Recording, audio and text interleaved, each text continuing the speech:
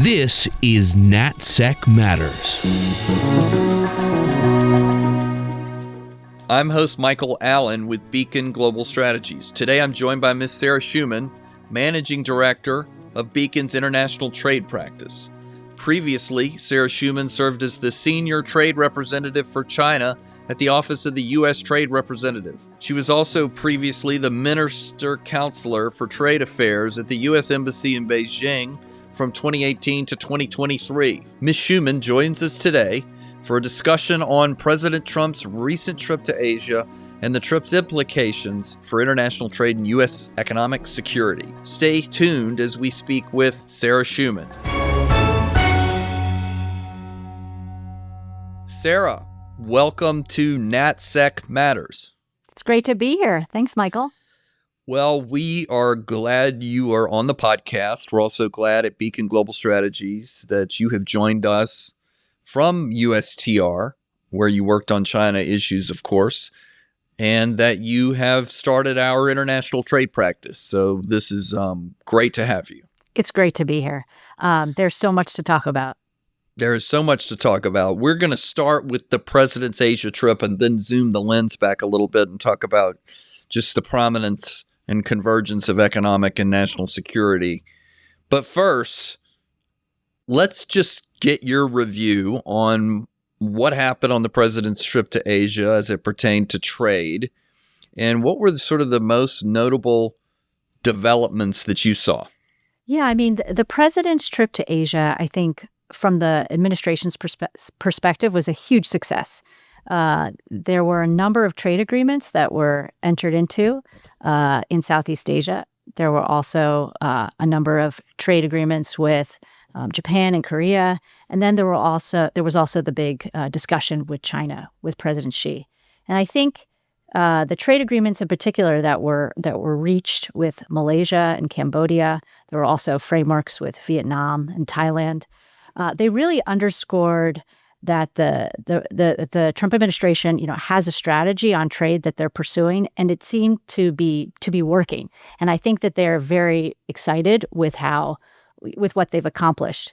The thing that's very striking for me is the extent to which security played a key role in a lot of these agreements. Each of the agreements had provisions on economic security, which were truly very novel from a trade perspective. And then in the conversation with China, security played a prominent role in a lot of the discussion, including on things like export controls.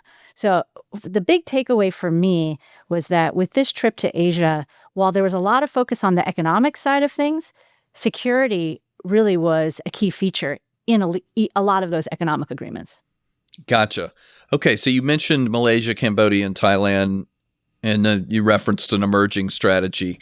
Is that the administration is sort of isolating and doing a bilateral renegotiate with a lot of these countries? Or what do you mean when you say a strategy is emerging? So I think what the administration is trying to do is, number one, they're going to negotiate bilaterally with countries. They prefer to do that rather than through some sort of multilateral framework. I think the thinking is that from a negotiating perspective, they can get much better outcomes if they do this on a bilateral basis. But with each one of them, there are a number of consistent features. And we really saw this with Malaysia and Cambodia, which entered into very detailed agreements. And these were the first of its kind that we've seen yet from the Trump administration during this term. These agreements were very detailed, and they had a number of economic security provisions that just have never been included before in any type of trade agreement.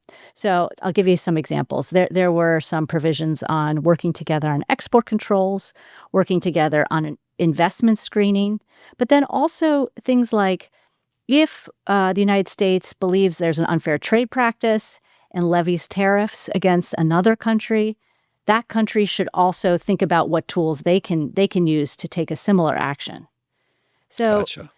Very much these are very new types of provisions that we've never seen before in agreements, but have been talked about, including discussions about this were starting to happen under the Biden administration. So this is not completely unique to Trump or Trump 2.0, but it is happening now. Gotcha. All right, well, let's move to China then. What were the major outcomes from the Trump-Xi Jinping meeting and, the most notable developments from it?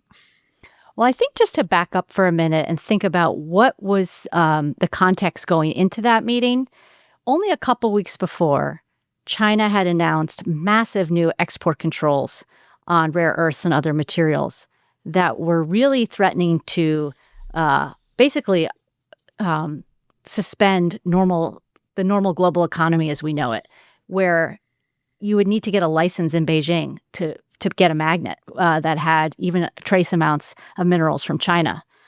So this was what China announced just a couple weeks before that meeting. And so leading up to the meeting, there was a concern that with China's massive escalation with this new measure, that really the United States might respond in kind and this relationship could go off a cliff. And there was a lot of discussion about things that the United States could do in retaliation. But I think the fact that the meeting happened at all and it did not go off the cliff, quite the opposite, was itself a major outcome. And so what the parties agreed was basically to a truce, continued truce, where the United States would not raise its tariffs as the president had threatened in retaliation. He had threatened to raise it to 100%, so the United States would not do that. And China would agree to suspend these new extensive measures for at least a year. The United States also would suspend the affiliates rule, which had recently been announced, for a year. Gotcha. China would also buy a bunch of agricultural products, and the United States would suspend some of its shipping fees. So there were a number of things like that were agreed. There was also a major development on fentanyl, where the president agreed that we would reduce the tariffs that were 20% for fentanyl down to 10% if China could make some progress on fentanyl enforcement. So those were some of the key outcomes. Gotcha. Well, how would you classify our relationship with China now? We've had so much talk in years past about a complete decoupling of our economies. We've heard terms like de-risking the United States. We've heard of strategic decoupling. I think it's kind of interesting just to sort of know the general approach. Where do you think we are? I think that when China announced this new expansive measure on export controls, it underscored to everybody the importance of de-risking and needing to do so very, very rapidly. Because essentially now China can, through its choke points on rare earths, it can essentially decide if a factory in Ohio needs to close down, if a factory in North Carolina needs to close down. And I think the idea that we are way too dependent on China has now come into the fore. Whereas before there was discussion about decoupling in some sort of theoretical sense, it's now an urgent priority. But on the other hand, that's going to happen in a how it happens is the question. And is it going to happen in a chaotic sense? Is it going to happen in a broad sense? China, in implementing this massive measure, is essentially making it very difficult for the United States to basically do whatever it wants. It's doing this in order to sort of put a floor under how rapidly the United States can take competitive actions against China. So I think that we are going to continue to see a number of efforts on both sides towards de-risking, decoupling, whatever you want to call it. But the bottom line is that the relationship is so interdependent that it will not be easy regardless. Well, you talked about the centrality of sort of national security and the new economic security that we're talking about in these agreements. I've heard people say that U.S. export controls are almost inappropriate for this sort of forum. I've heard people argue that export controls should be strictly a security matter and not on the negotiating table. How do you score that? Is that sort of thinking obsolete? And generally, what did you think of these matters coming up in the trade context?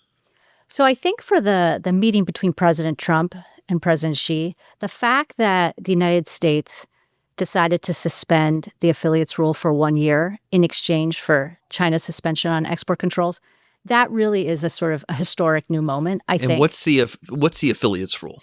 The affiliates rule is essentially a rule that says that ownership up to 50% or over, the entity lists and other export control measures are going to apply. So it was a very expansive kind of new measure that was rolled out not that long ago. I mean, just within the last month or so, to really I think the thinking from the administration's perspective is to close the loopholes that would otherwise be available on U.S. export controls. So, but what the United States did was decide to suspend that, as part of these talks, and I think that really is a new chapter because, as you said, in the past that was not something that was ever negotiable. I mean, under every past administration, it's essentially been that if China or anyone else wants to negotiate our export controls, it's just that's a non-negotiable. So I think the fact that happened during this meeting is itself, a really important marker of a new era that we're in. And I mean, the truth is that with what China has done, it's very difficult. I think it would be very difficult for the United States to do. I don't know what else they could have done, frankly. So whether or not it was the right choice or not, there aren't a lot of great options. But I think another way to look at it, though, and I think there's a critique here of the Trump administration, which is that they've not been clear that export controls are not negotiable. And as a result of that, it sort of has invited this behavior. Yeah. So I think that, I believe a better approach would be to say that export controls are a red line that won't be negotiated, and then it wouldn't have been something that China even tried to do. All right, so we've been talking about the rise of security in trade negotiations, but unpack it for us, zoom back the lens.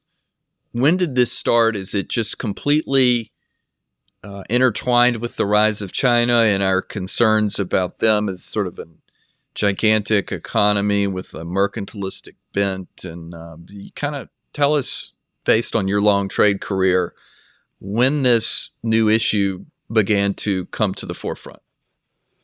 Yeah, we're really in a new era in many ways because for a long time, the way that the international trading system was set up was this idea that if you were a member of the WTO, the World Trade Organization, you basically treated every member the same. So China was treated no better or no worse than our key allies, right? That's the system that as it existed.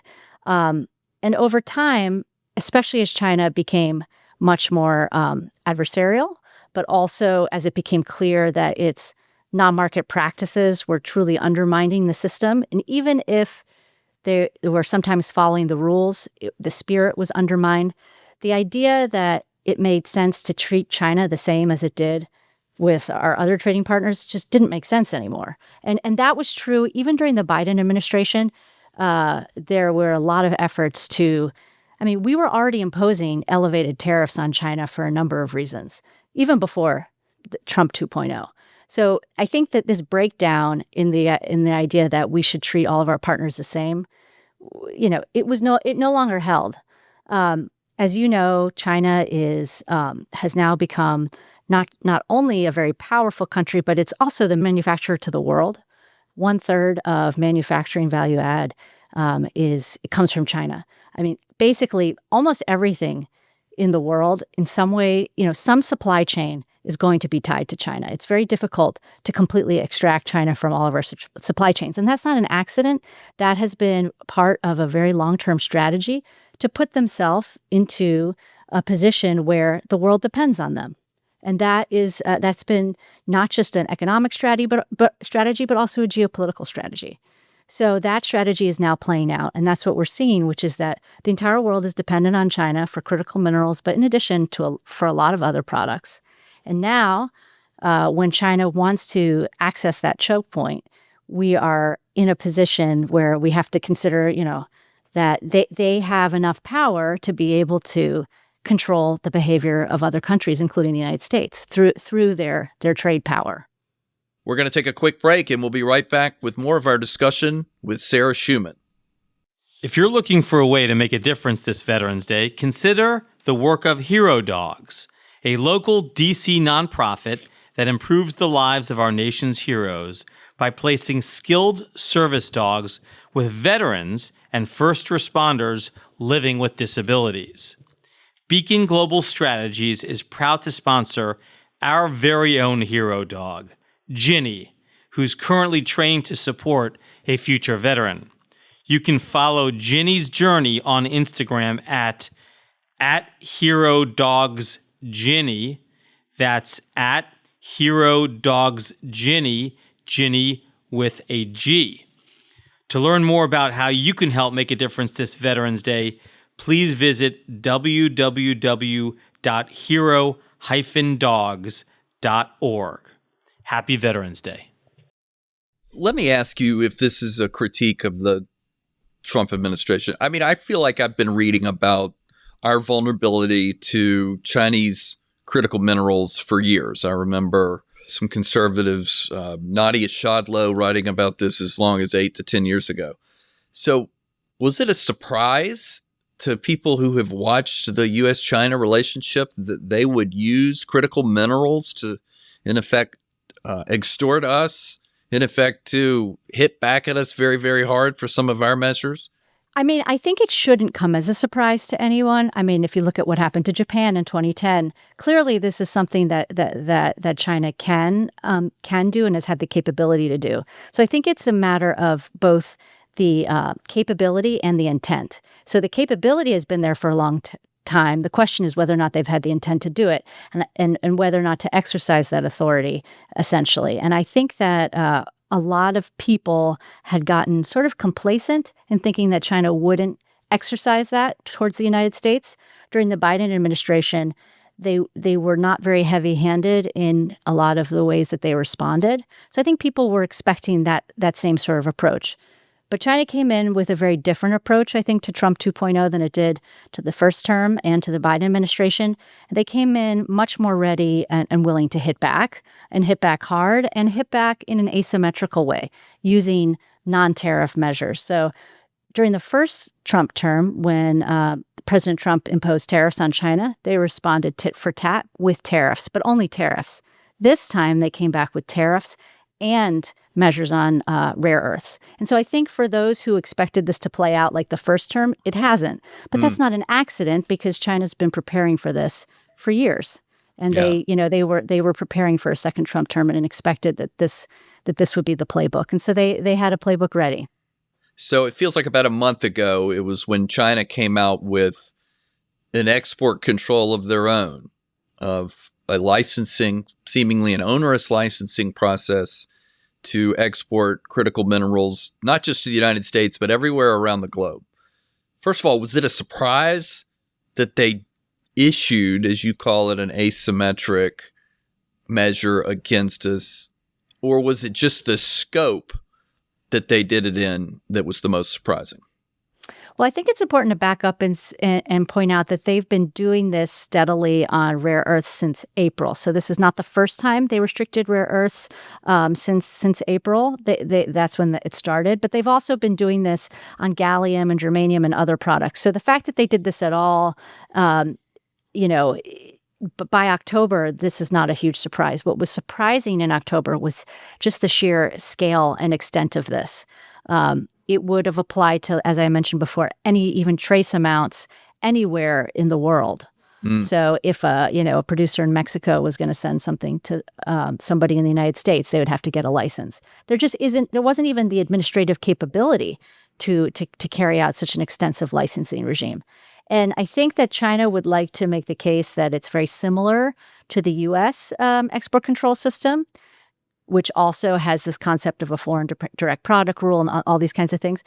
But the truth is that this applies to a much larger series of products. I mean, it relates to rare earths, which are in just about everything, not some sort of limited scope towards, most advanced chips. So the scale and scope of this was surprising. And then also the timing. The timing right before, just a couple of weeks before the leaders' meeting, showed that I think itself was a shock and awe type situation, because not only was it so expansive, but it was so shocking that it would happen right at the time that you thought that they'd be trying to get ready for a meeting. So it's escalate to negotiate. I think so. I mean, I believe that they rolled this out, number one, to try to negotiate with the United States on export controls, but also to make a point that they really want the United States to stop taking these aggressive competitive actions on export controls and other measures. They want it to stop. And they felt like the United States wasn't stopping otherwise. And so this was a way to try to impose leverage to try to get that. Give us some historical context. It feels like the multilateral trading system that we heard about 10 to 20 years ago, GATT rounds in Uruguay and WTO has gone by the wayside.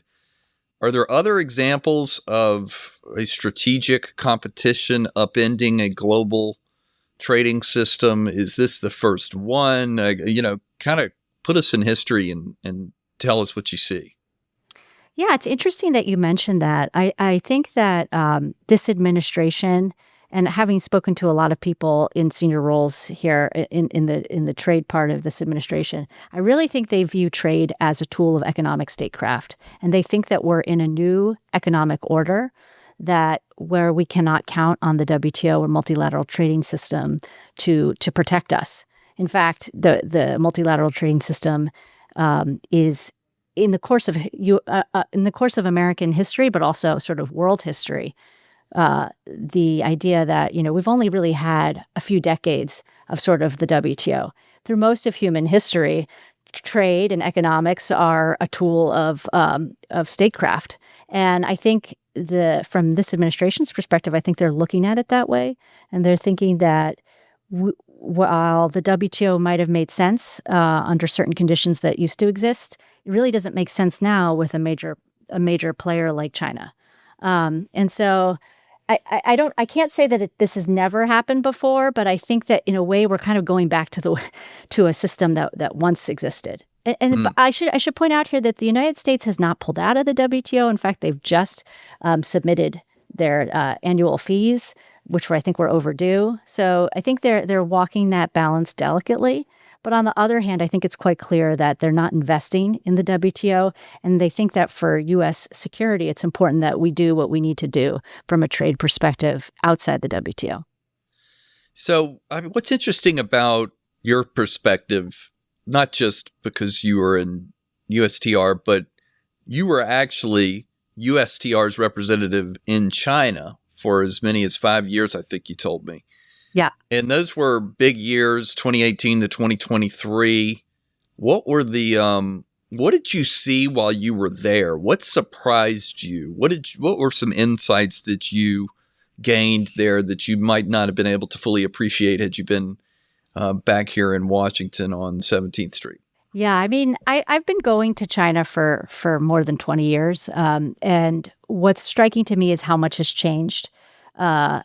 In the 90s and the early 2000s, there was so much optimism about China joining the global economy, which by the time that I was there, in the role that you just mentioned in 2018, it had become a very pessimistic place. Most people no longer saw China as sort of converging with the world. Instead, China was doing its own thing.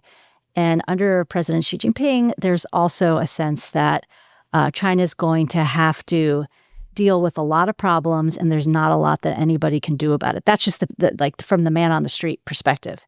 And then, through COVID, I would say there was a really strong sense, initially anyway, there was a strong sense of pride with how China was dealing with COVID, because the rest of the world, when there were, everything was shut down, things in China were actually working fairly well in the later part of 2020. But over time, as lockdowns continued, I think for people in China, it became quite clear that the government can force you to do whatever they want on their terms, and people were living under very difficult circumstances. And what I came away with is that this is a country of people that are very tough and can deal with very difficult circumstances. And so, whereas in the United States, I think people are a lot less willing to deal with whatever directives come down from the government, as well they shouldn't, because we're a democracy.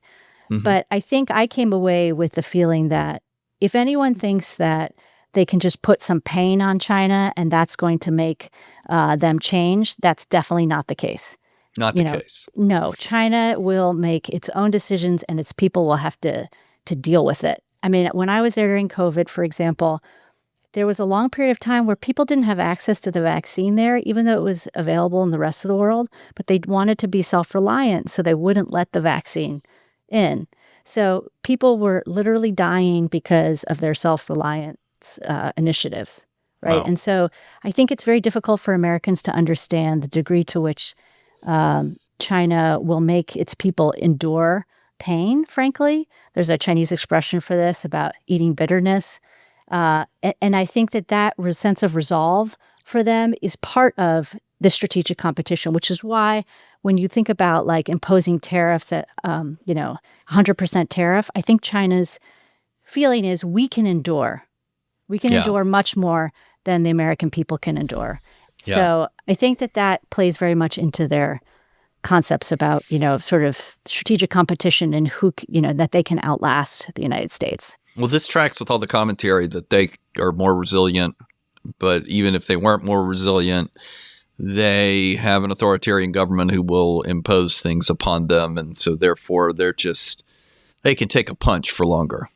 Yeah. And I think that, I don't think that that's necessarily what the Chinese people want, but I think that they don't really have a choice. Yeah. Okay. Tell me a little bit about Trump 1 versus Trump 2 in terms of trade policy. I mean, there were tariffs in the first Trump administration. Remind us about the Phase 1 trade agreement and sort of compare and contrast the two administrations. Yeah, I mean, I think things were very different in the first Trump administration than they are now with respect to China. The first is that during the first term, I think China really didn't understand who President Trump was. Maybe no one did, really. I mean, we've all had now time to better understand. But they didn't really know who he was and what he wanted. And I think they thought that if they could just negotiate a trade deal with him, it would get the relationship back on track. And it would bring everything back to normal. And so that was actually a huge piece of leverage in trade negotiations, was that they were really eager to eventually get a deal so that it would put the overall relationship back on track. That is not the case now. I don't think that they believe that, that there's a way to get the relationship back on track through a trade deal. They used to talk about trade as a ballast in the relationship. I think they still talk about it, but I think they understand that trade can be used as a weapon and is being used by a weapon on both sides, frankly. So they are looking at, they look at it in a very different light. So I think that's one thing. The other thing, as I mentioned earlier, is that they've been much more willing to respond in an aggressive way than the first time. So during the first term, they only respond in a very measured way. During the second Trump term, they're responding, very extensively with a whole range of measures. And they've been building out a toolkit and how to respond for years, including on export controls, but, in a range of ways that didn't exist before. So they came prepared for this fight.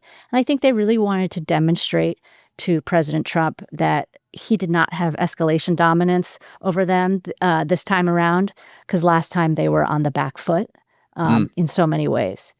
When the Phase 1, and I was very involved with the negotiations of the Phase 1 agreement during the first term, essentially the United States was pushing for a number of structural commitments, changes to China's economic system, as well as purchases. Those are the two buckets.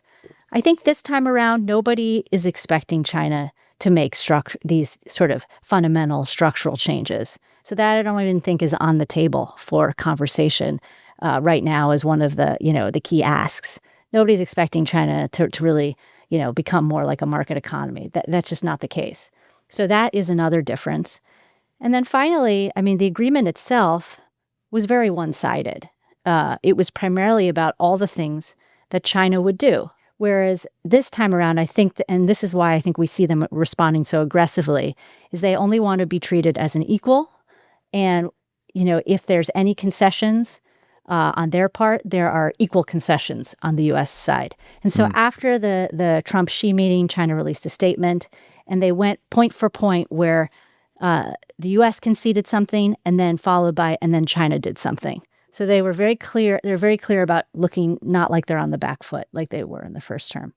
Talk a little bit about, and we're beginning to wind up here, but I'm interested in just things are combustible in the trade realm. You called it a truce, and maybe the truce goes on for as late as a year, but there are all sorts of things that can happen in the U.S.-China relationship that could derail or put us back into some crisis. Isn't that the case?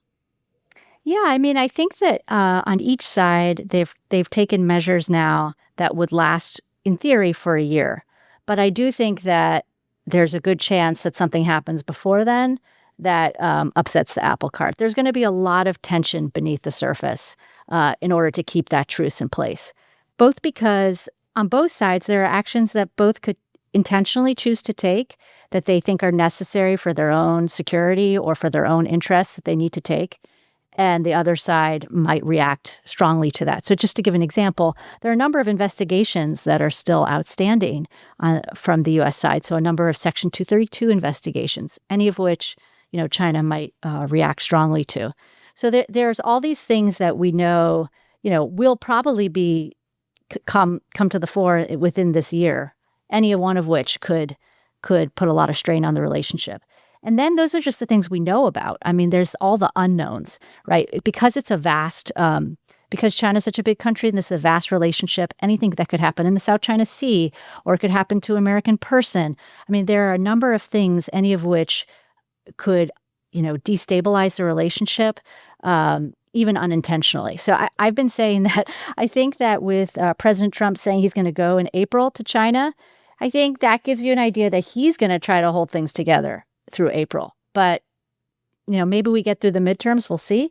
But I think that there's going to be a lot of strain on the relationship before then. And we'll see what China does on rare earths. The president has made clear he wants there to be no more, as he put it, playing the rare earth game. Mm-hmm. If there are slowdowns in getting magnets and other minerals out of China, that could also, undermine the ability for this truce to hold. And we'll see what they do on fentanyl as well. So, yeah, it feels like the Chinese, the easiest things they could do would be the fentanyl, and then maybe purchasing of soybeans. Do you think that they'll go through with the soybeans purchases, or are we going to get the runaround? So I think on soybeans, it's interesting. You mentioned phase one, but there are a lot of outstanding purchase commitments that China made under phase one of agriculture that they did not live up to.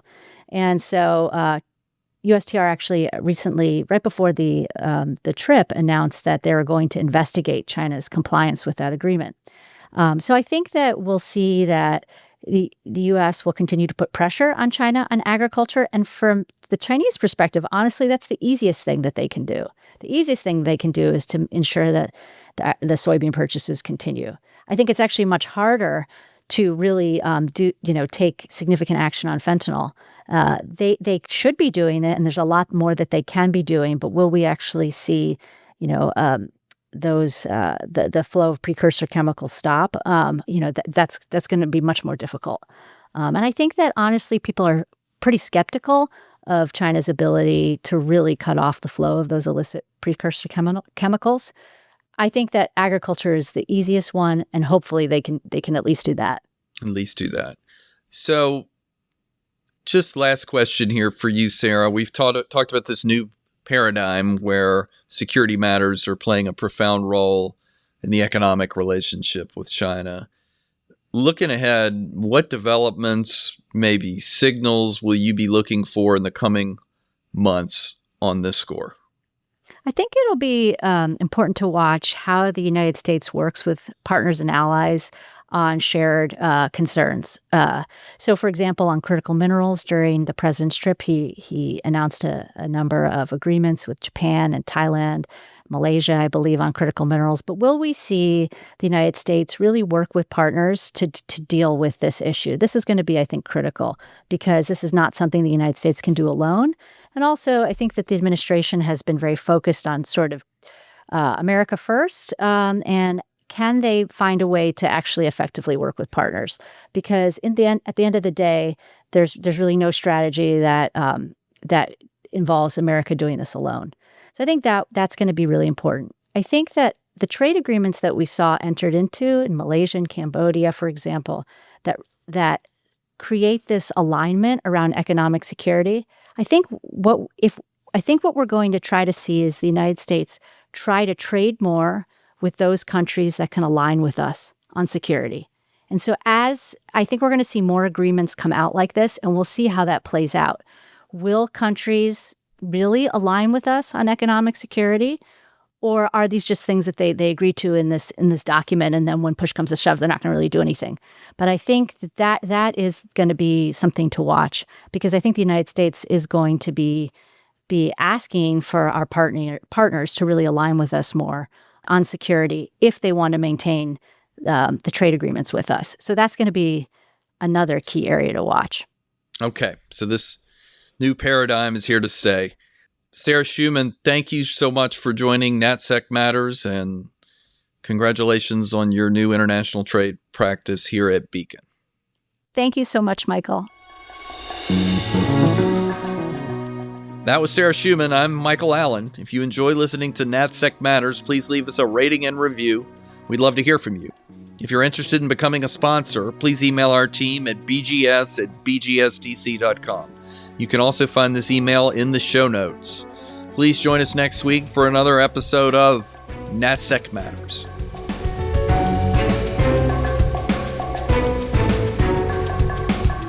NatSec Matters is produced by Steve Dorsey with assistance from Ashley Berry. NatSec Matters is a production of Beacon Global Strategies.